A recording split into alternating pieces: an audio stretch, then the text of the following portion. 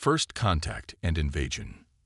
The massive Kruzarn command ship Eternal Dominion hung in the darkness beyond Mars, its crystalline hull absorbing rather than reflecting light.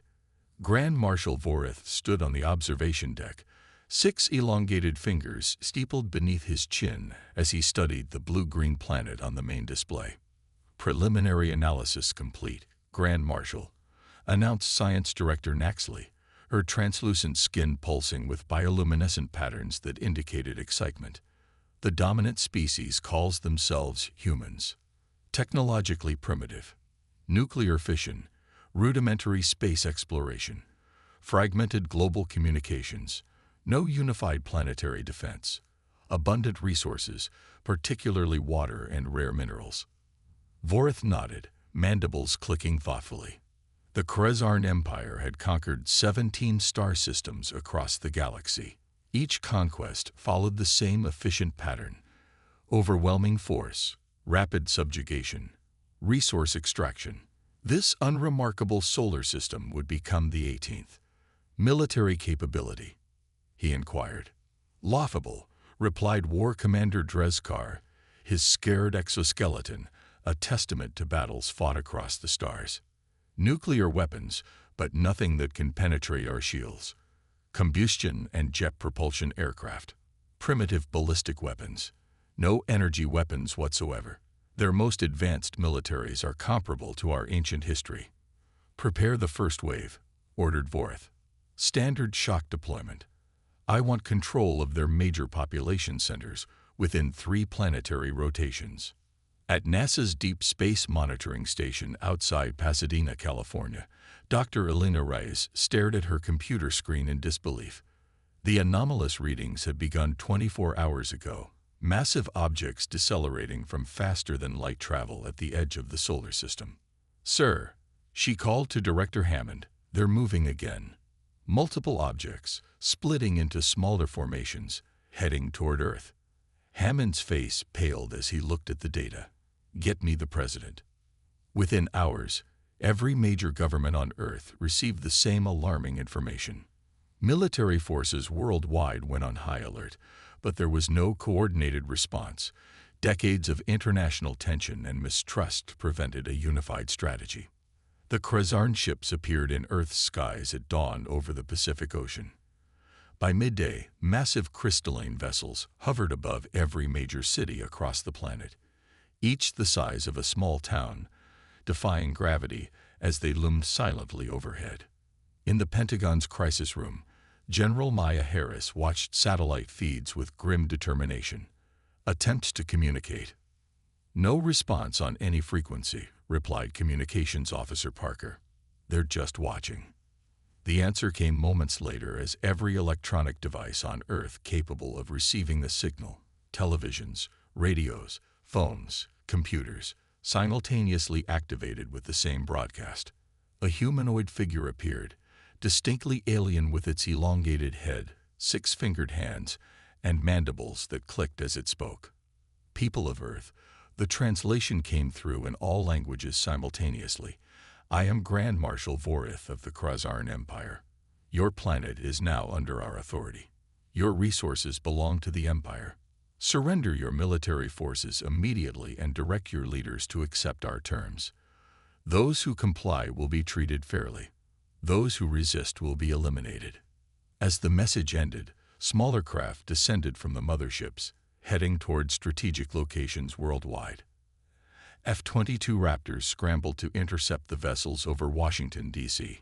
Without warning, the alien craft emitted pulses of energy that disabled the fighters instantly, not destroying them, but rendering them powerless as they glided to emergency landings. They're preserving our infrastructure, General Harris realized. They don't want to destroy what they came to take. The president's voice came through on the secure line. General, I'm authorizing defensive measures. We're coordinating with all nuclear powers. No first strikes without direct consultation. Understood, sir, but conventional weapons appear ineffective. Harris responded. We need to find something that works. Humanity isn't surrendering its home without a fight. As the first day of the invasion unfolded, the pattern became clear. The Krasarn deployed troops and technology with surgical precision, neutralizing military installations without massive destruction. Human weapons, even advanced fighter jets and missiles, proved ineffective against Krasarn shields. By nightfall, the aliens had established footholds in 50 major cities worldwide. But something unexpected was happening. Instead of mass panic, humans were adapting with remarkable speed. In Seoul, university students discovered that the alien communication signals operated on predictable frequencies and began developing jamming technology. In Bangalore, software engineers worked on decoding Krasarn transmission patterns. In Detroit, automotive engineers examined disabled alien scout ships that had been brought down by unexpectedly powerful electromagnetic pulses from modified transformer stations. In his command center aboard the Eternal Dominion, Voreth received the first day's reports with growing irritation. Minimal progress. He questioned, voice dangerously low. We should have secured all major power centers by now. War Commander Dreskar shifted uncomfortably. The humans are unexpectedly resourceful, Grand Marshal.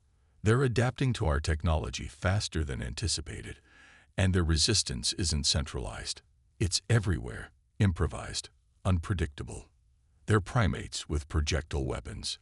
Voreth snapped. Increase force deployment. I want this planet secured by the next solar cycle. Science Director Naxley approached, her luminescence patterns showing concern. Grand Marshal, I've been analyzing their information networks. There's something unusual about these humans. Their entertainment media, what they call fiction, contains thousands of scenarios depicting alien invasions. Many feature strategies they're now employing against us. Fiction is irrelevant, Voreth dismissed. Not for them, Naxley insisted. They've been imagining this exact scenario for generations. It's as if they've been mentally preparing for our arrival before we ever discovered them. For the first time, uncertainty crossed Voreth's features. Escalate to Phase 2. Let's see how they handle our real technological superiority. As night fell over Earth, humans were indeed preparing, not just militarily, but in ways the Krasarn couldn't comprehend. In basements and garages, in university labs and corporate research facilities, in military installations and civilian homes, humanity was doing what it had always done best: adapting, innovating, and refusing to accept defeat. Dr. Aaron Chen, a quantum physicist at MIT, worked feverishly with a team of international colleagues over a secure, improvised communication network. They had been analyzing the Krasarn shield technology from sensor readings. It's not magic, he told his team, excitement breaking through his exhaustion. Their shields operate on principles similar to our theoretical quantum field manipulation. They're just centuries ahead in implementation. So we can't match it. A colleague from Oxford responded glumly. No, Chen corrected, but we don't need to match it. We just need to disrupt it. And I think I know how. Similar breakthroughs were happening globally as humanity faced its greatest challenge. The Krasarn had expected submission from a technologically inferior species. Instead, they found a planet of billions who had spent generations imagining this very scenario and who had no intention of surrendering their world without a fight. In a hastily established underground bunker beneath Geneva, representatives from nations that had been enemies just days before now gathered with a common purpose. Military leaders, scientists, engineers, and even civilian innovators joined in an unprecedented global coalition. We need time, Dr. Chen explained, displaying his calculations on a holographic projection. Their quantum shield technology is advanced, but not impenetrable. If we can synchronize a global electromagnetic pulse at these specific frequencies, we might create momentary vulnerabilities. General Harris nodded grimly. Then we need to keep them occupied and overconfident while we prepare. We need to make them think they're winning, right until the moment they lose. As dawn approached on the second day of the invasion, Voreth was about to learn a harsh lesson. Technological superiority wasn't everything. Sometimes, The most dangerous adversary was one that simply refused to accept defeat, no matter the odds. The plan was set. Humanity would appear to fracture and retreat, drawing the Krasarn into a false sense of security. Meanwhile, a global network of scientists and engineers would work around the clock to develop countermeasures against alien technology. The resistance had begun, and Earth's greatest strength, the diverse, adaptive, innovative human spirit, was about to be fully unleashed. The ingenuity of resistance. 7 days into what should have been a routine conquest, the Krasarn Command Center aboard the Eternal Dominion erupted in chaos. Warning signals flashed across holographic displays as reports of unexpected setbacks poured in from ground forces across Earth. Impossible, War Commander Dreskar exclaimed, reviewing the latest intelligence. They've developed countermeasures against our sonic disruptors. Deployment in London failed completely. The humans were wearing simple protective devices that neutralized the effect. Grand Marshal Vorith paced the command deck, his composure slipping for the first time in his distinguished military career. How are they adapting so quickly? They shouldn't have the technological framework to even understand our weapons, let alone counter them. Science Director Naxley approached with a data tablet, her bioluminescence patterns pulsing with concern. Grand Marshal, my analysis of human behavior reveals something unprecedented. They're sharing information globally across traditional enemy lines. Russian scientists are collaborating with Americans. Chinese engineers are working with Indians. The entire species has unified against us. Not just allies, Naxley continued when Dreskar scoffed. They're functioning with a level of cooperation we've never seen in any species we've encountered. And there's more. They're learning exponentially. When we deploy a new technology in one location, countermeasures appear globally within hours. Vorith slammed a 6-fingered fist against the tactical display. Deploy the neural inhibitors in Population Center Designate New York. Let's see them adapt to having their nervous systems shut down. 6 hours later, the neural inhibitors had failed. Somehow, the humans had discovered that common Earth minerals, when properly processed and worn as simple amulets, blocked the Krasarn neural frequencies. Even more concerning, they had turned the technology against Krasarn ground troops, modifying the frequency to target alien biology. Meanwhile, the human resistance grew more sophisticated by the day. What had begun as scattered, uncoordinated acts of defiance had evolved into a global strategic operation. In a repurposed mine shaft beneath the Colorado Rockies, the hastily formed Global Defense Council convened its third emergency session. What had begun as a desperate alliance of military leaders had evolved into something more, a remarkable fusion of scientific, military, and civilian expertise from across the planet. General Harris represented North American forces, now working in seamless coordination with former adversaries. The adapted neural disruptors are working, she reported. Krasarn ground forces are retreating from Denver and Chicago. Similar reports coming in from Shanghai and Berlin. Dr. Chen's holographic projection nodded, dark circles under his eyes testament to days without sleep. The quantum field disruptors are ready for deployment against their shields. We've reverse-engineered the principles from their own technology. It won't bring down their defenses completely, but it will create windows of vulnerability. How did you develop this so quickly? Asked General Ibrahim of the Egyptian forces. Chen smiled tiredly. Collaborative genius. We've had theoretical models for decades. The Krasarn just showed us practical implementation. And when we captured their scout ships intact, we found their systems surprisingly comprehensible. It's as if their technology evolved along predictable paths, commented Dr. Prisha Sharma, leading the biological countermeasures team. Unlike us, our chaotic technological development with multiple competing frameworks actually gave us an advantage. While they're efficient, we're diverse and adaptable. In cities worldwide, civilians had become an essential part of the resistance. Farmers use modified agricultural equipment to disrupt Krasarn sensors. Hackers worldwide collaborated to penetrate alien communication systems. Manufacturing facilities rapidly retooled to produce components for new hybrid human Krazarn weapons. The Krazarn occupation forces found themselves facing an enemy that seemed to be everywhere and nowhere, appearing long enough to strike critical systems before melting away into the landscape. Even more frustrating, human resistance fighters had discovered that Earth's natural environments offered advantages against Krazarn technology. Dense forests interfered with their sensors. Deep ocean operations confounded their tracking systems. Even weather patterns, particularly electrical storms, created disruptions in Krazarn communications that humans quickly learned to exploit. In his personal quarters aboard the Eternal Dominion, Vorith reviewed the latest casualty reports with growing alarm. The Krazarn Empire had never experienced such losses during a planetary conquest, never faced such organized, adaptive resistance. Science Director, he commanded through the ship's communication system, explain these patterns.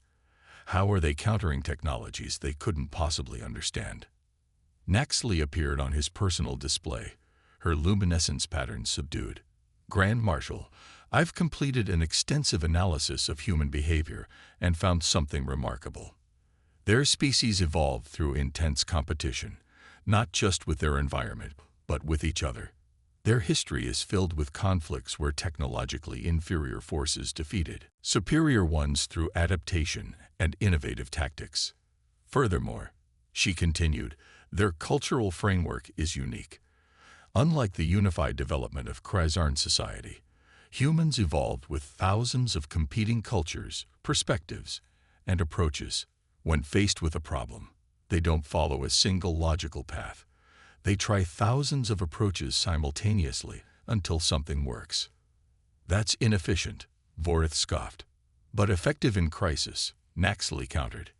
And there's something else. Their fiction, their entertainment. They've been imagining alien invasions for centuries, exploring countless scenarios of how technologically superior beings might be defeated. It's as if they've been running mental simulations of this exact situation for generations. War Commander Drezkar entered, his exoskeleton bearing new battle scars. Grand Marshal, we've lost control of the eastern seaboard of the continent they call North America. Our forces are being pushed back in Europe and Asia as well. The humans have adapted our own weapons against us. Impossible. Vorith slammed his fist down. They are primitives. How could they possibly understand technology that took us centuries to develop? They don't develop technology the way we do, Naxley explained. They don't wait for perfect solutions. They improvise, combine disparate elements, create jury-rigged systems that shouldn't work but somehow do. And they're fearless experimenters. On Earth, that exact process was unfolding at an extraordinary pace. In a repurposed automotive factory in Detroit, engineers worked alongside military personnel to mass-produce modified Krazarn weapon systems. The technology was crude by Krazarn standards, a hybrid of alien principles and human manufacturing. But it was effective. Dr. Chen stood in his lab at MIT, watching as the first fully human-built quantum field disruptor powered up successfully. It's working, he breathed as the device created a stable disruption field that could temporarily neutralize Krazarn shields. Mass production can begin immediately. Meanwhile, Kayamara, a 16-year-old programming prodigy from Nigeria, had gained worldwide recognition when she identified a pattern in Krazarn communication protocols. Their systems have backdoors, she explained to the Global Defense Council, her youth contrasting with her confident expertise. All networked systems do. We've been analyzing their communication patterns, and there's a vulnerability in how their ships synchronize. If we can exploit it, we might be able to disrupt their entire command structure simultaneously. General Harris received the news with grim satisfaction. The counteroffensive begins at dawn, she told the Global Defense Council. For the first time, we have the means to take the fight directly to them. As Earth prepared for its coordinated counterattack, Grand Marshal Vorith faced the greatest crisis of his career. The unthinkable had happened. A technologically inferior species was not only resisting effectively, but was now poised to repel the might of the Krazarn Empire. Perhaps, Science Director Naxley suggested cautiously, we should consider a tactical withdrawal to reassess our approach. Voreth's mandibles contracted in fury at the suggestion. The Empire does not retreat. Prepare our remaining forces for a full offensive. We will crush this resistance with overwhelming force. But as he issued the order, a new alert sounded throughout the command ship. On view screens across the vessel, Krezarn officers watched in disbelief as their ground forces faced a synchronized global counterattack. Human fighters, now equipped with modified Krezarn technology, breached shield perimeters that should have been impenetrable. In New Delhi, Paris, Lagos, Sydney, and dozens of other cities worldwide, the Krezarn occupation forces suddenly found themselves on the defensive. Their secure communications were compromised, their shield technologies disrupted, their weapons systems failing. War Commander Drezkar burst onto the command deck, his exoskeleton bearing fresh damage. Grand Marshal, they've broken through our defenses in multiple sectors simultaneously. Our ground forces are in full retreat. Voreth stared at the tactical display in disbelief. The primitive species that should have surrendered within days was now driving back the might of the Krezarn Empire through sheer ingenuity and determination. Impossible, he whispered, but the evidence before him was undeniable. The invasion that should have been his crowning achievement was becoming the Empire's greatest humiliation. As night fell on the 14th day of the war, humanity had reclaimed major territories across the globe. The Krezarn forces, their technological advantages neutralized through human adaptation and innovation, found themselves isolated and outmaneuvered. What had begun as a routine conquest had become a desperate fight for survival. In the command bunker beneath the Rockies, General Harris addressed the Global Defense Council. We've pushed them back from population centers worldwide, but the motherships remain in orbit, and their heavy weapons are still operational. We need to take the next step. Dr. Chen nodded. The synchronized disruptor network is ready. If Mizamara's exploitation code works as projected, we'll have our window. Kayamara stood before the council, her modified laptop connected to the Global Defense Network. The code is ready. Once deployed, it will create a cascading failure in their synchronization protocols. Their entire fleet will be vulnerable for approximately 3 minutes. That's our window, General Harris confirmed. All forces will strike simultaneously when the shields drop. As Earth prepared for its decisive move, aboard the Eternal Dominion, Grand Marshal Voreth faced the unthinkable. Defeat at the hands of a species that, by all logical assessment, should have been conquered within days. Grand Marshal, Science Director Naxley approached cautiously. We're detecting a coordinated electromagnetic buildup at multiple points around the planet. I believe they're preparing a synchronized attack. Before Voreth could respond, the first wave hit. Modified Krezarn technology combined with Earth's most powerful electromagnetic systems created precisely tuned pulses that momentarily disrupted the mothership shields. In that brief window, human fighters, now equipped with weapons reverse-engineered from captured Krezarn technology, launched coordinated strikes. Shields at 60%. A technician called out as the Eternal Dominion shuddered under unprecedented strain. They're targeting our command systems with a virus that mirrors our own protocols. Impossible, Voreth whispered, watching as his invasion force began to crumble before a species that by all logical assessment should have surrendered days ago. The battle for Earth had entered its final phase, and the outcome now hung in the balance. The question was no longer whether humanity could resist, but whether the Krezarn Empire would survive its greatest miscalculation. The unexpected counteroffensive. The Krezarn reinforcement fleet emerged from faster-than-light travel at the edge of the solar system. 15 additional warships sent by the Empire after Voreth's reluctant request for assistance. The Grand Marshal had never before needed reinforcements for a planetary conquest, and the humiliation burned within him like acid. Status report, he demanded, addressing the gathered command staff on the bridge of the Eternal Dominion. The once immaculate command deck now bore the scars of battle, Repair drones worked continuously to seal breaches and replace damaged systems. War Commander Dreskar's normally confident posture was noticeably diminished. We maintain orbital superiority, but our ground forces have been pushed back to defensive positions around our primary landing zones. Human resistance forces have adapted our shield technology and weapons systems with remarkable speed. Our casualties are unprecedented. Science Director Naxley's bioluminescence patterns pulsed with anxiety as she added, "Most concerning, Grand Marshal, they continue to improve their countermeasures exponentially. Each time we deploy new technology, they not only neutralize it but turn it against us, often within hours." Voreth's mandibles clicked in irritation. "The reinforcement fleet brings our most advanced weaponry, technology these primitives have never encountered. We will crush this resistance once and for all." On Earth, the Global Defense Council received the news of the approaching reinforcement fleet with grim determination. In the underground command center, representatives from nations that had been enemies mere weeks ago now worked as a seamless unit. 15 warships, General Harris confirmed, studying the satellite data.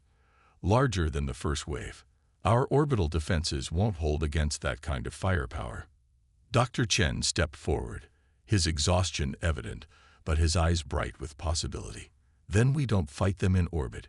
We bring them to us." "Explain," demanded General Ibrahim. Chen nodded to Kayamara, who activated a holographic display showing a complex network diagram. "The Kruzarn ships operate on a hierarchical command structure," she explained. "Each vessel synchronizes with the flagship. We analyze the communication protocols from captured data, and there's a vulnerability we can exploit. We can't defeat 15 advanced warships directly," Chen continued, "but we don't need to. We just need to control where and how they attack. If we can manipulate their targeting systems, we choose the battlefield." General Harris finished, understanding dawning. "We draw them into an environment where their technological advantages are minimized." Across Earth, preparation for the final confrontation accelerated. Manufacturing facilities worldwide shifted to round-the-clock production of hybrid human Kruzarn technology. Military units trained on newly developed weapon systems. Scientists and engineers refined countermeasures against anticipated Kruzarn tactics. Most remarkably, ordinary civilians continued to play a crucial role in the resistance. Farmers repurposed agricultural equipment to disrupt Kruzarn sensors. Local communities established evacuation protocols and emergency response networks. University students worldwide collaborated on decoding and predicting Kruzarn communication patterns. In orbit, the Kruzarn reinforcement fleet united with Voreth's battered vessels, forming an armada of unprecedented size. Grand Admiral Zexkor, commander of the reinforcement fleet, joined Voreth on the command deck of the Eternal Dominion. "Your reports were difficult to believe, Grand Marshal," Zexkor remarked, his ornate exoskeleton marking his superior rank. "A primitive species offering effective resistance against Imperial forces." The High Command was skeptical. Voreth's mandibles tightened. "The humans are unlike any species we've encountered, Grand Admiral. They don't follow predictable patterns of development or resistance. Their technological innovation is chaotic, unpredictable, but remarkably effective." "Irrelevant," Zexkor dismissed. "We now have overwhelming force. The new plasma cannons alone will devastate their defensive positions. The Empire does not lose, Grand Marshal, especially not to primitives." The coordinated Kruzarn attack began at dawn. Advanced warships positioned themselves above major human resistance strongholds worldwide. New plasma weapons, capable of penetrating even the adapted shields humans had developed, rained destruction on defensive positions. In the command bunker, General Harris watched grimly as reports of devastating losses poured in. "They've escalated beyond our current countermeasures. Chen, we need options." "The plan is working," Chen insisted, though strain showed on his face. "They're deploying exactly as predicted, concentrating their forces on our apparent command centers. Kai's team has penetrated their targeting systems.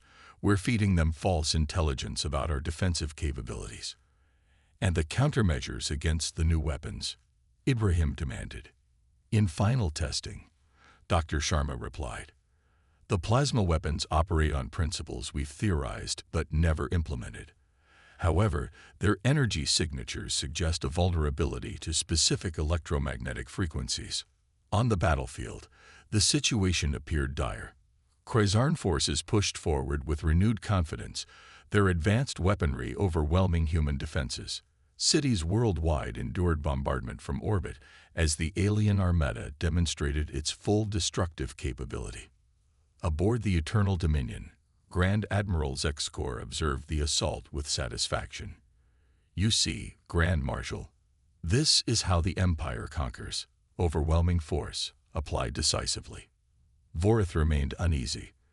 The humans are adapting even now, Grand Admiral. Their resistance patterns have shifted. They appear to be drawing our forces towards specific locations. A desperate retreat, Zexkor dismissed. They recognize their defeat is inevitable. Science Director Naxley entered the command deck, her luminescence patterns showing urgent alarm. Grand Marshal, Grand Admiral, I've detected an unusual energy buildup worldwide. The humans are activating something on a global scale. Before either could respond, alarm signals blared across the command ship. On view screens throughout the vessel, tactical officers watched in disbelief as synchronized electromagnetic pulses erupted from positions worldwide, positions that the Krayzarn had dismissed as non-critical targets. They manipulated our intelligence, Vorith realized with horror, drew our forces away from their actual weapon emplacements.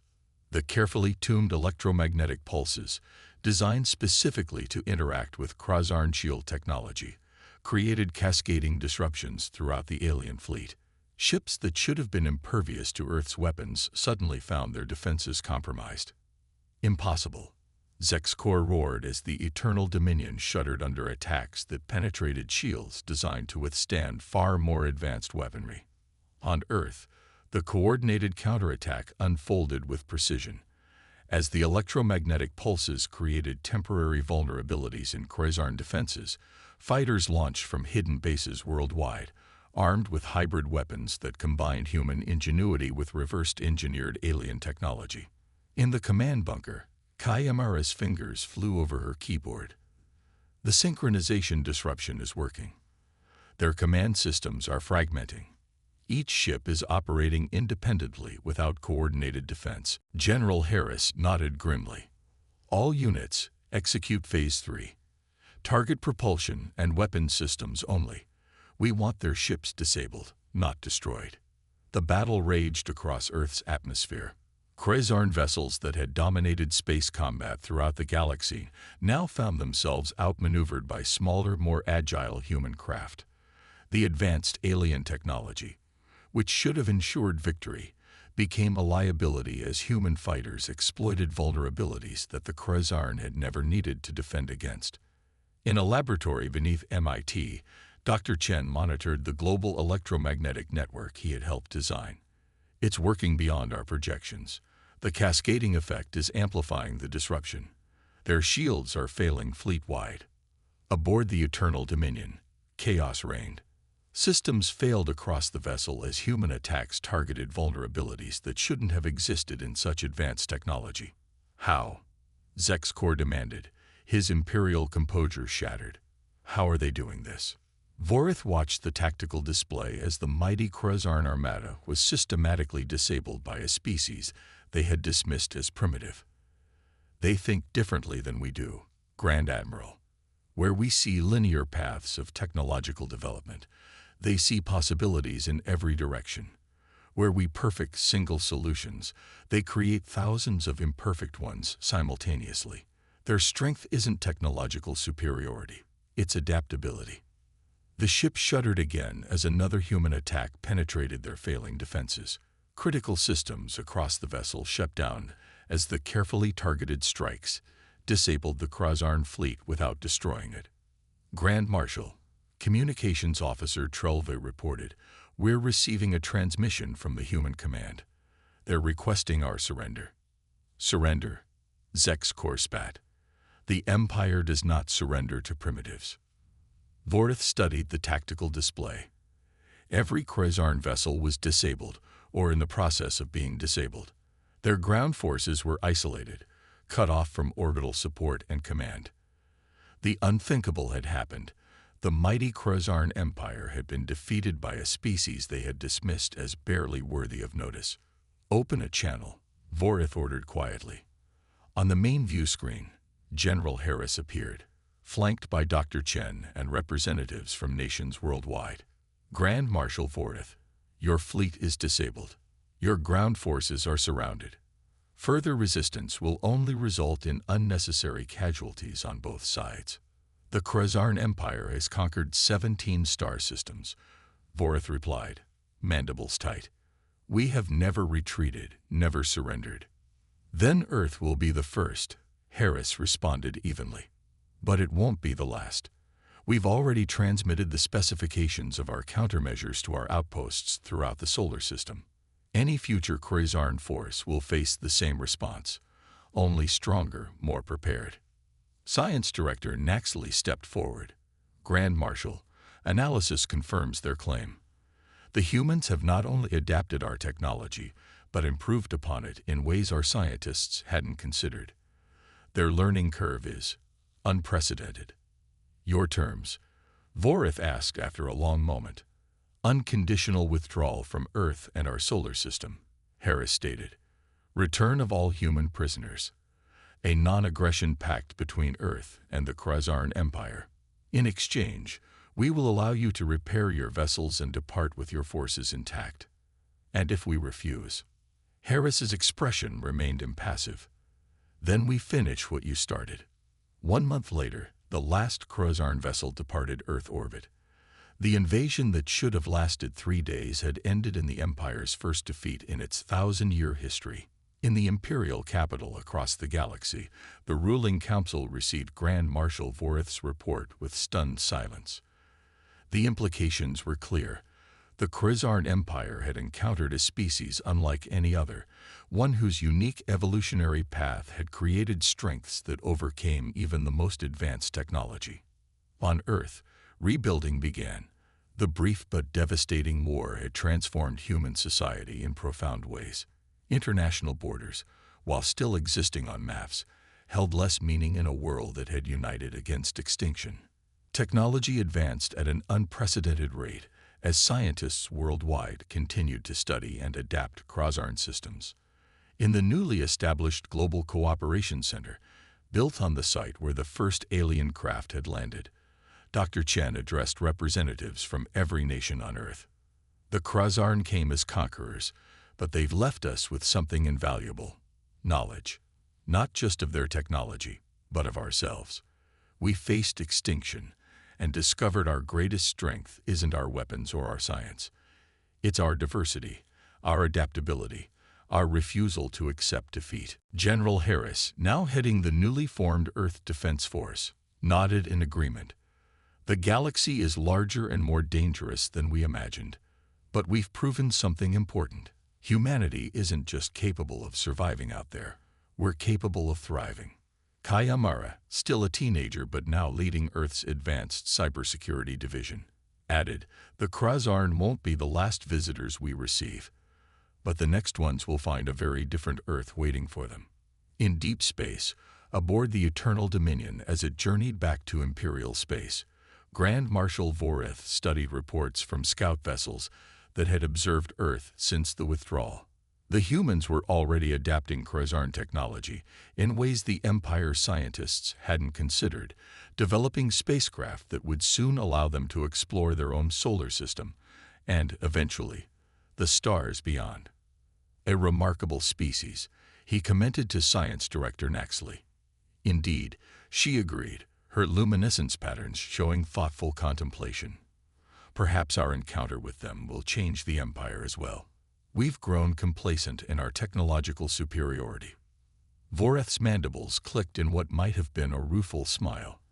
"The High Command has ordered a full reassessment of our expansion protocols. For the first time in Imperial history, we're considering diplomatic first contact rather than conquest."